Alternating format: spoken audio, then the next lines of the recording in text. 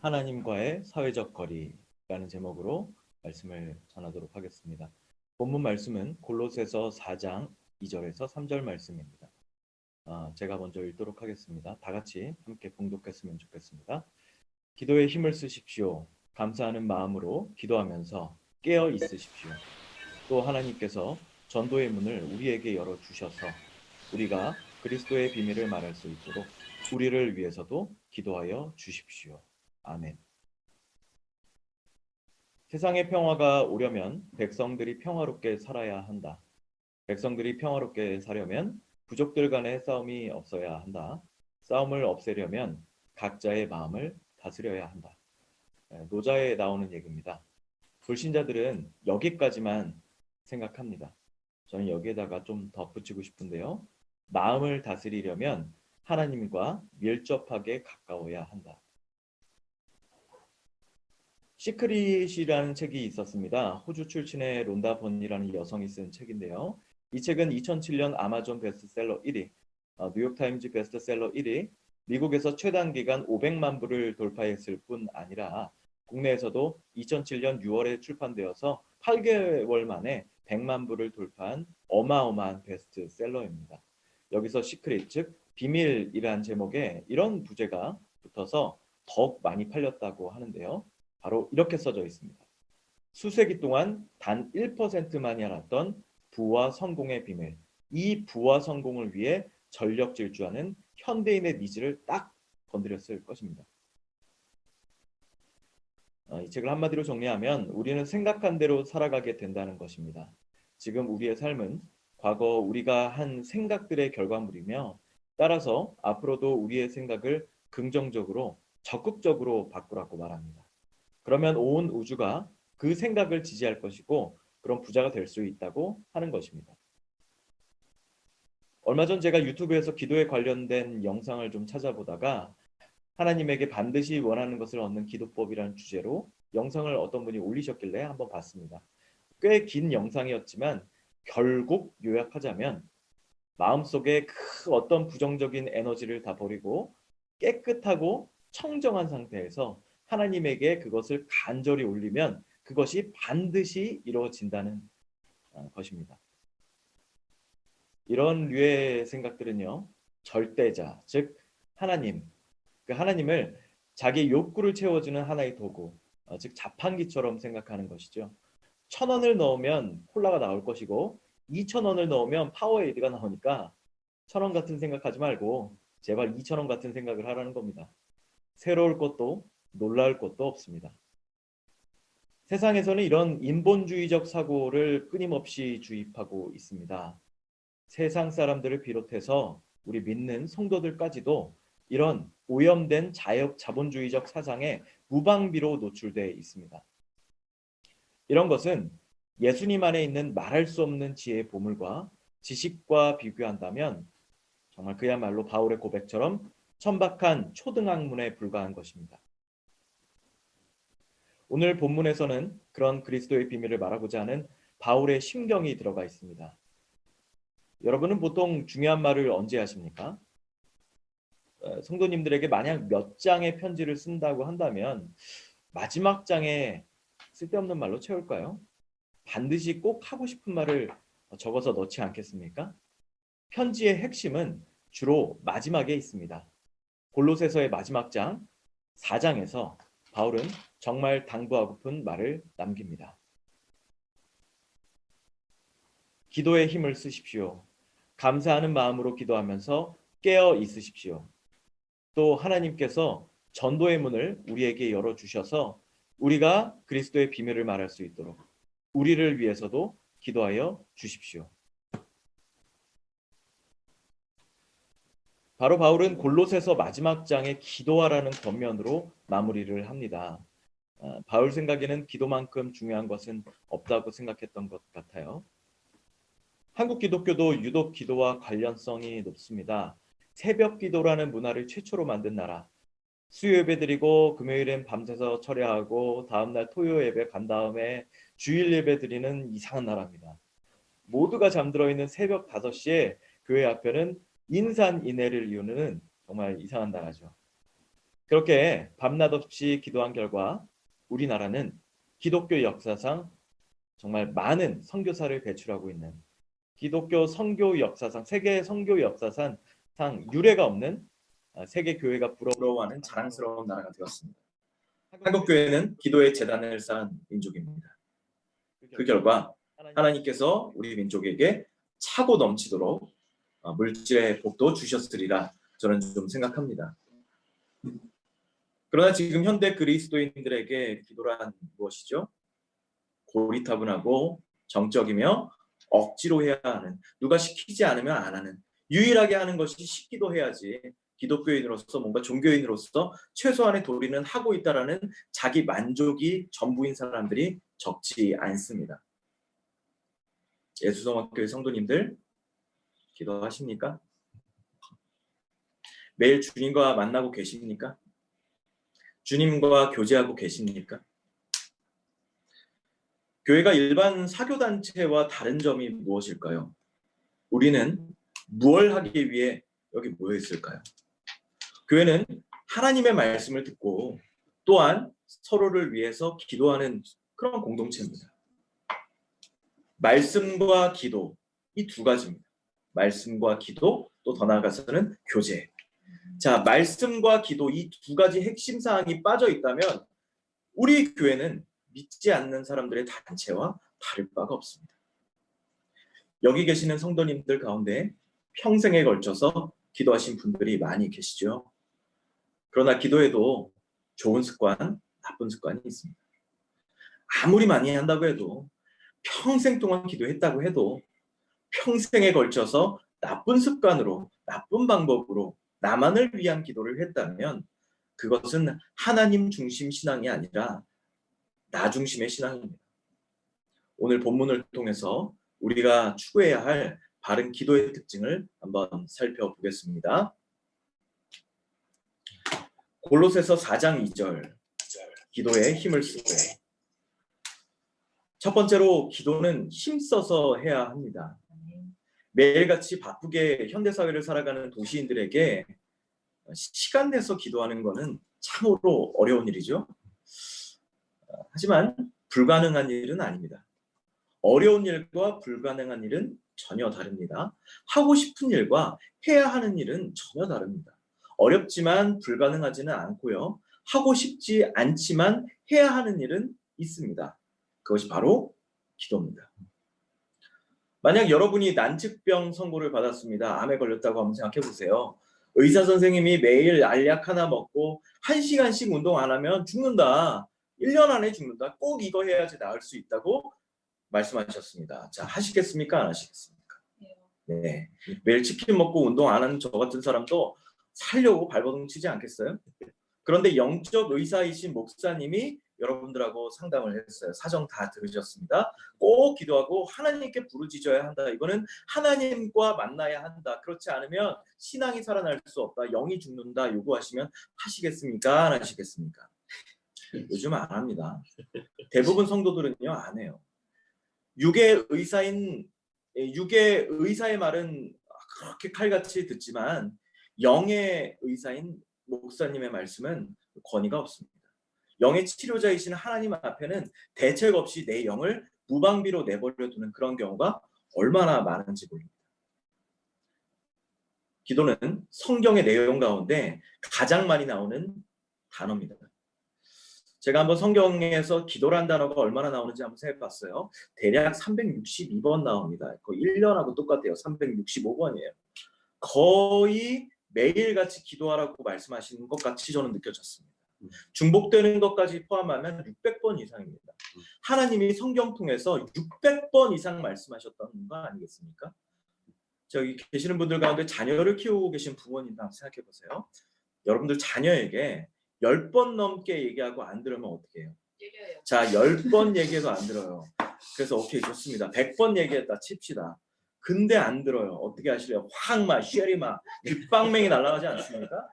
기도는 하나님이 400번 이상 성경을 통해서 하신 말씀입니다. 여러분들 하나님한테 귓방맹이 맞으면은요, 그 사람이 못 고칩니다. 개역개정에서는 계속해라서라고 번역되어 있는데 헬라어 원문에는 프로스 카르테레오입니다. 이것은 누군가를 위해서 항시 대기 중에 있다는 뜻이죠. 즉 기도라는 거는 24시간 응급실처럼 중단 없이 이루어져야 된다는 거예요. 제가 가끔 새벽에 이렇게 화장실에 이제 중간에 갈 때가 있지 않습니까? 그때 여러분들 좀 우습게 들리시겠지만 기도를 합니다. 자, 여러분들 하나님이 9 to 6 일하실까요? 하나님이 18시간 근무하십니까? 주 5일째 근무하시나요? 아니요. 우리는 주 5일째 근무하고 18시간 근무할지 모르겠지만 하나님은 365일 대기하고 계신다라는 말이에요. 누굴 위해서? 우리를 위해서.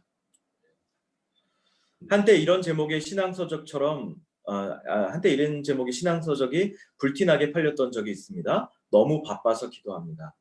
여러분들의 삶이 너무 정신없고 롤러코스터처럼 숨가쁘게 돌아가시죠? 좀 답답하시지 않습니까? 너무 힘들어요. 그러면요. 잠깐 내려서 숨을 고르고 기도에 전념하십시오. 그때가 진정으로 기도를 해야 될 때입니다. 자신의 능력과 알량한 지성으로 모든 것을 할 수 있다라는 그 오만함을 버리고 두 손 들고 주님께 항복하며 도움을 청하시길 바랍니다. 그것이 영혼이 죽기 전에 심폐소생술이고 그것이 강력한 백신이 될 줄 믿습니다.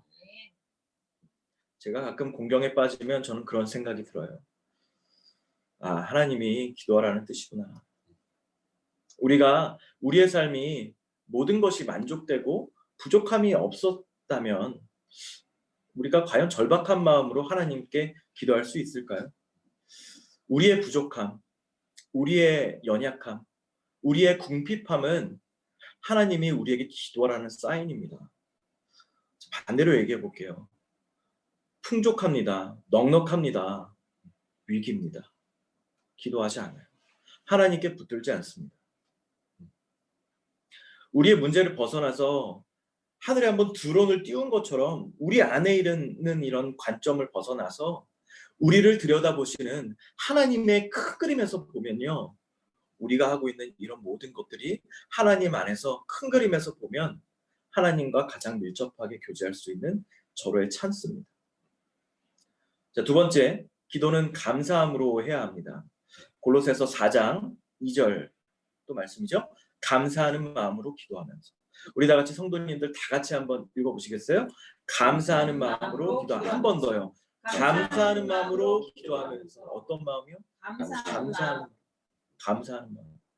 기도를 감사하지 않고 하신 적이 있어요?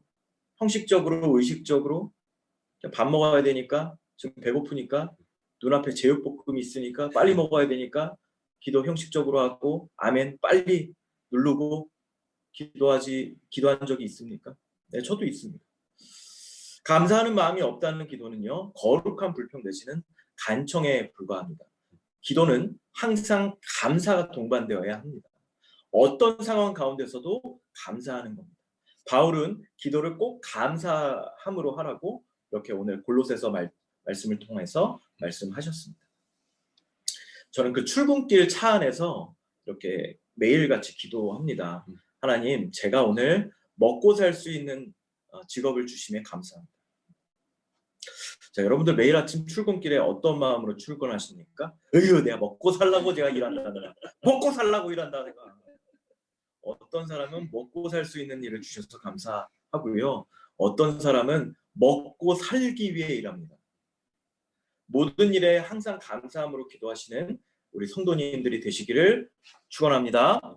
그렇다면 항상 좋은 일에만 기도할 수 있을까요? 대략 2011년쯤이었던 것 같아요. 장모님이 예전에 사셨던 주택이 있습니다. 당시에는 2층짜리 단독주택이었고 1층은 전세로 사신 노부부가 있었어요. 2층에 저희 장모님이 사셨죠.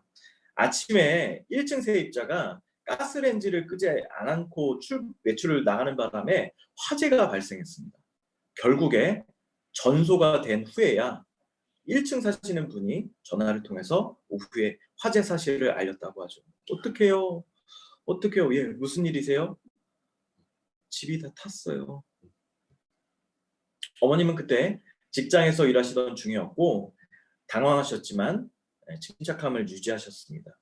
당시 집은 증산동, 그러니까 상암동 근처죠. 근데 그때 당시 어머님 직장은 쌍문동, 전철로는 1시간이 넘는 거리입니다. 저라면 허둥지둥 되면서 빨리 택시를 서둘러서 탔을 것 같은데 저희 장모님은 이상한 분이에요. 1시간 전철을 타고 가시면서 하나님께 기도하셨다고 합니다. 아무도 죽거나 다치지 않아서 감사합니다. 제 마음을 주님께서 다스려 주옵소서. 그 이후에 전철에 있는 동안 그렇게 평안할 수 없다고 하셨어요. 우리 지갑 하나만 잃어버려도, 핸드폰 하나만 깨져도, 자동차만 사고 나도, 반파되고 없어져도, 요동치고 내 삶의 리듬이 다 깨지고 어려운 일에 조금만 생겨도 하나님은 우리 보호하신다는 것을 믿지 않고 또 심지어는 하나님의 존재를 의심하는 사람들도 있지 않겠습니까? 이렇게 어려운 일에도 감사함을 느끼는, 모든 일에 감사함으로 하는 기도는 우리에게 돈으로 살 수 없는 마음의 평안을 주십니다. 감사함으로 기도를 여시기를 바랍니다. 세 번째입니다. 기도는 깨어서 해야 됩니다. 골로새서 4장 2절. 깨어 있으십시오. 여기서 깨어 있다는 것은 영적으로 긴장을 늦추지 않는다는 겁니다. 항상 긴장감을 갖고 있는 사람들은 다릅니다. 우주 만물을 지으신 하나님의 독생자 예수님도 기도로 준비하셨습니다. 누가복음 22장을 보시면 예수께서 힘쓰고 애써 더욱 간절히 기도하시니 땀이 땅에 떨어지는 핏방울 같이 되더라. 기도 후에 일어나 제자들에게 가서 슬픔으로 인하여 잠든 것을 보시고 이르시되 어찌하여 자느냐, 시험에 들지 않게 일어나 기도하라 하시니라. 아멘. 여기서 보면 핏방울처럼 떨어지도록 땀을 흘리셨다고 나왔어요. 예수님조차 미리 닥쳐올 고난을 아시고도 핏방울과 같이 그 핏방울처럼 떨리는 그것처럼 기도하셨다면 한 치 앞도 알 수 없는 우리와 같은 인간은 얼마나 깨어서 기도해야 될까요? 매일같이 깨어서 365일 깨어서 주님 앞에 기도로 간구하시기를 바랍니다. 마지막으로 바울은 영적권이자 복음 전도자를 위해서 기도하라고 말합니다. 또 하나님께서 전도의 문을 우리에게 열어주셔서 우리가 그리스도의 비밀을 말할 수 있도록 우리를 위해서도 기도하여 주십시오. 한 번 더 읽을게요. 또 하나님께서 전도의 문을 우리에게 열어주셔서 우리가 그리스도의 비밀을 말할 수 있도록, 어떤 비밀이요? 그리스도의 비밀을 말할 수 있도록 우리를 위해서도 기도해 주십시오. 이미 오래전에 사도 베드로는 복음을 전하다가 옥에 갇혔고 이때 예루살렘 교회는 그를 위해서 간절하게 기도했습니다. 결국 베드로는 기적적으로 풀려났습니다. 오늘날에도 복음을 전하다가 고난을 받는 여러 세계 각곳의 선교사님들과 목사님들 또 목회자분들이 있습니다. 우리는 그들을 위해서 기도해야 합니다. 많은 사람들이 종교인들을 비난하고 비판합니다. 이제 개독교라고 얘기를 하는데 우리는 이제 그 어떤 감동도 받지 않아요. 개독교, 개독교. 옛날에는 개독교야 막 마음이 아팠어요. 어떻게 기독교를 저렇게 표현을 하나. 근데 이제는 개독교라고 하면 개독교 이렇게 생각합니다. 자, 여러분들 이제는요 아무 우리에게 각성이 없습니다. 내 잘못한 부분이 있어요. 근데 우리 기독교인들이 굉장히 잘못했습니다. 각성하고 우리 비판받아야 합니다. 각성하고 각성해야 합니다. 그러나 비판하는 그 시간 이상으로 교회와 지도자들, 특히 우리 중직자들, 목회자분들을 위해서 우리 기도 충분히 했을까요? 본문을 보시면 우리 위해서 기도해야 하는 이유가 나와 있습니다. 목회자들의 유익을 위해서, 개인의 만족감과 그 어떤 개인의 성취를 위해서 우리가 기도하는 게 아닙니다. 그 이유는요, 그리스도의 비밀을 때문입니다. 그리스도의 비밀을 말하기 위해서 우리를 위해서 기도해 달라는 겁니다. 여러분들을 위해서, 여러분들의 교회 사역자들을 위해서 좀 기도해 주세요. 저희들을 위해서가 아니라 여러분들의 영혼을 위해서 말입니다. 저희들이 영적으로 병들면요, 그거는 여러분들에게 아무 유익이 되지 않아요.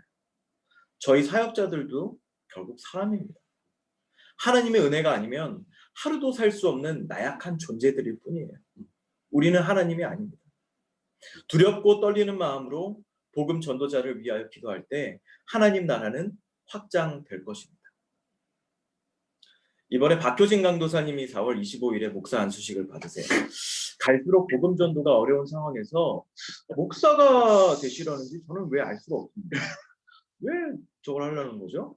이제 목사라는 직업에는 이제 영광이 없어요. 아시잖아요. 예, 여러분들 뭐 신부님, 스님 그러면 사람들이 뭐 존중합니다. 목사라고 하면요, 예, 식당에서도 반찬 하나 빼버려요. 과거와 달리 지금 이 시대에서 목사라는 직업은 별로 그렇게 영광스러운 직업이 못 됩니다. 우리 박교직 강도사님을 위해서 중보해 주시고 축하해 주시기를 좀 바랍니다. 복음의 확산은 온 교회의 관심과 노력을 필요로 합니다. 오늘 이렇게 바울이 말한 기도의 특징을 살펴봤습니다. 기도는 우리가 전적으로 의존적인 위치에 있음을 보여주는 것입니다. 또한 우리가 연약한 가운데 처했음을 보여줍니다. 기도는 하나님의 능력이 부어지는 통로입니다. 우리는 기도 중에 주님과 만나고 주님의 음성을 듣습니다. 기도를 통해서 우리는 하나님의 자녀임을 입증합니다. 크리스찬 가정에서는요, 기도와 찬송이 문 밖에서도 흘러나와야 됩니다. 밖에서도 들려야 됩니다. 근데 그렇지 않으면 전혀 불신자들과 무엇이 다르겠어요?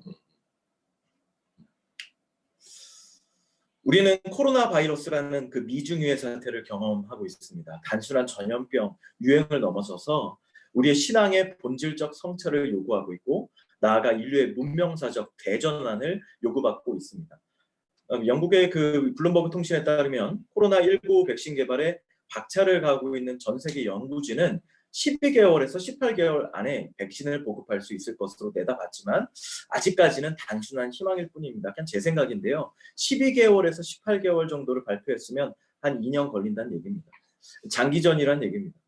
이젠 이거 언제 끝납니까? 이거 우리 언제 모입니까? 이제 우리 이거 언제쯤 이 종식될까요?를 말하는 단계를 넘어서 이제는 그걸 얘기하는 것보다 내년까지도 이어질 수 있는 가운데 어떻게 지혜롭게 현명하게 우리가 신앙생활을 유지할 수 있는가, 이것이 굉장히 우리 크리스찬에게는 중요한 논제입니다. 그래서 아시는 것처럼 사회적 거리를 얘기하고 있고 실천하고 있습니다. 또 어떤 극과를 막론하고 해외 입국자는 최소 2주간은 자가격리를 해야 되고 사람들이 많이 있는 곳은 피해야 됩니다. 교회들이 사회적 거리 차원에서 대부분 온라인 예배를 하고 있죠. 또 자동차 극장 같은 예배 형식, 따로 녹음해서 같이 편집하는 온라인 부활절 찬양 등이 이런 어려운 국면을 돌파하기 위한 교회들의 고민입니다. 오늘 설교 제목 기억나세요? 바로 하나님과의 사회적 거리입니다. 우리는 사람들과는 최대한 멀어져야 됩니다. 할 수 있는 한 최대한의 노력을 해야 됩니다. 2m 거리를 유지하라고 하더라고요. 네, 2m 거리 유지하세요. 네, 좋습니다. 그러나 하나님과는 초밀접 접촉하시길 바랍니다. 사람과는 2m 이상이지만 하나님과는 2cm 이상 떨어지지 마세요. 매일 주님과 대화하고 말씀 안에서 거하면서 사람과의 소통에서 얻어지는 그 불완전한 만족감과 행복보다 하나님과의 교제 가운데 충만한 기쁨 누리시는 우리 성도님들 다 되시기를 축원합니다. 네. 어제는 아시는 것처럼 성금요일이었습니다. 우리를 위해서 십자가에 돌아가신 주님을 찬양하고 기도하면서 나아가길 원합니다. 오늘 이 시간 잠깐 기도하기를 원하는데요. 자, 눈을 한번 감아보세요. 제가 기도 제목을 좀 불러드리겠습니다. 첫 번째로 우리 이 시간 기도하길 원합니다. 다른 어떤 무엇과도 기도를 바꾸지 않겠습니다. 아버지 하나님, 그 무엇과도 기도를 바꾸지 않겠습니다. 주님, 내가 기도하는 시간보다 나의 유익을 위한 시간, 기도하는 시간보다 유튜브 보는 시간, 기도하는 시간보다 먹는 시간, 기도하는 시간보다 돈 벌고 남들과 교제하고 커피숍 갈 시간은 있지만 주님과 단 하루에 5분도 기도하지 못했었다면 주님 아버지 회개합니다. 아버지, 주님과 교제하는 제가 될 수 있도록 해주십시오. 주님, 이 시간 기도하길 원합니다. 우리 다 같이 주여 한번 부르짖고 기도합니다.